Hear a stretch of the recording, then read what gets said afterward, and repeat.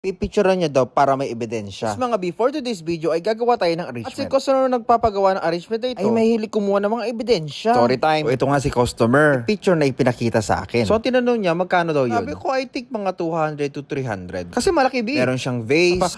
Talaga? Kanya 150 lang daw yun. Pasabi ko paano naging 115 madam? Kasi nga daw pinagawa niya daw yun sa flower shop. Siyempre kalma muna. Sabi ko madam meron kasi kaming sinusunod na presyo. O yung presyo na lang namin yung sundin namin. Hindi daw gusto niya daw yung ganun na design. Sabi ko wala namang problema. Basta't magkakasundo tayo sa presyo. Basta pwede daw bang 100 na lang. Sabi ko walang problema. Start yung 100 real na bulaklak lang ilalagay ko dun sa base niya. Sabi ko mga 10 pieces lang na bulaklak yun. Libre na yung greens at saka mga ano. Oh wow, bakit daw ano? Uy, bakit daw 10 pieces lang? Siyempre ganun yung presyo namin madam. Di kamot siya. Sabi ko pag 20 pieces 200. Pag 30 pieces 300. Ito yun na lang. Tapos bigla ba naman na nabihan ako na masungit? Sabi ko hindi naman kita sinusungita madam. Tinutulungan niya kita eh. Sabi ko hindi naman mataas yung boses ko. Hindi naman ako naninigaw.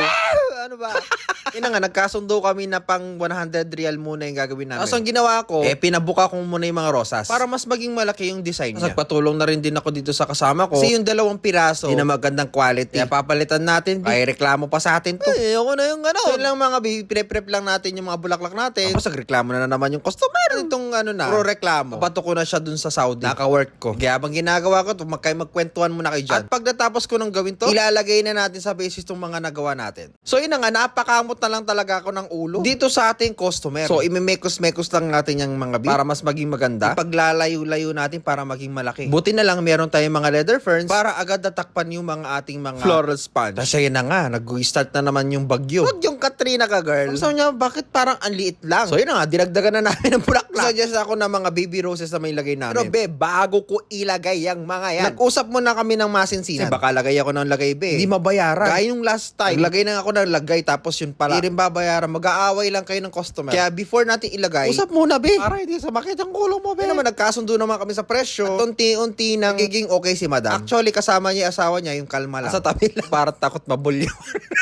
Uy, hindi naman siguro. Okay, sige na nga, balik na nga tayo dito sa ginagawa natin. Tapos ito na nga, naglagay na nga ng eucalyptus boni. Tapos pinipigilan ako. Bayaran daw ba yan? Hindi, free na lang to madam para sa iyo. Ayun na, pabuntong hininga siya. Tapos ito na nga, magdadagdag pa ako ng mga gypsipilya para mas maging maganda. Kaya daw, mas malalo daw gumanda. So, sabi niya, tanggalin na lang daw namin yung kulay puti. Mga baby roses sa linagay ko, makamenos ng gastos. Madam, hindi pwede. Putol-putol ko na yan eh. Di pa patanggal mo pa. Hindi daw ba pwede? Madam, ano ka ba? Ay, ano ko, Diyos ko lang. So, yun na nga mga bita po sa ating arrangement. At sobrang naganda nitong customer natin. Pero medyo sumakit yung bulsa niya. Ganun naman talaga. Meron kang gustong i-achieve na bulaklak. Minsan talaga, depende talaga sa presyo. Pero ako naman, pep lang ako. Gandaan ba kayo mga B? Comment down below. Siyempre, share nyo na rin video na ito. Alam nyo, kayo na yung manalo ng Gcash. Inutusan na si Sir. Gumawa na daw ng ebidensya.